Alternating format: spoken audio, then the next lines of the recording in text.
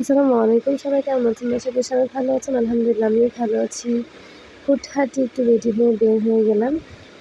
একটু এলাকার একটা পেস্ট্রি শপে যাব। আজ ছিল ৬ তারিখ নাজিয়াতের বার্থডে, মানে আমার সবার ছোট বোন, তার বার্থডে। এসএমসি খেতে খেতে পাশেই একটা পেস্ট্রি শপ ছিল বাসার পাশে, সেখানে আমি চলে গেলাম। সেখানে যেই একটা ভিডিও করে নিই ছোট করে।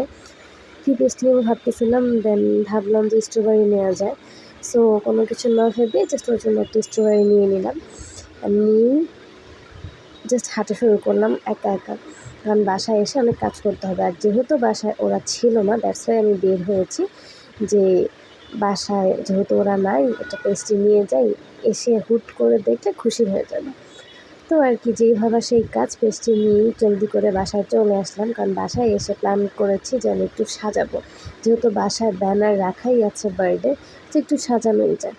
তো তাড়াতাড়ি আমি পেস্ট্রি সাথে নিয়ে হুটহাট করে চলে আসলাম, চলে এসেই ডেকোরেশন করে ফেললাম ছোট করে একটা। ডেকোরেশন করে ওয়েট করতে লাগলাম ওদের আসার জন্য। ওরা দুজন মিলে একটু বাইরে গিয়েছিল, আমার ছোটো দুটা বোন। বাইরে থেকে এসেই ওরা দেখে আমি ওদের জন্য সারপ্রাইজ রেডি করে রেখেছি, তারা অনেক খুশি হয়ে যায়। যেহেতু অনেক ছোট ছিল, যদিও আপনাদের কাছে মনে হতে পারে অনেক ছোট সারপ্রাইজ, বাট এটুকুতেই ওরা অনেক বেশি খুশি হয়ে গেছে। তারপর ওদেরকে বললাম জলদি করে যে ঢং টং করে নাও, কেক কাটো, খাও।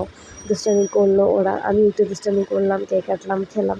আর আমার প্রচণ্ড ক্ষুধা পেয়েছিল, আর আমি সন্ধ্যার নাস্তা হিসেবে বাসায় মোমো বানিয়েছিলাম, সেটা খাওয়ার আমার খুবই তাড়া ছিল।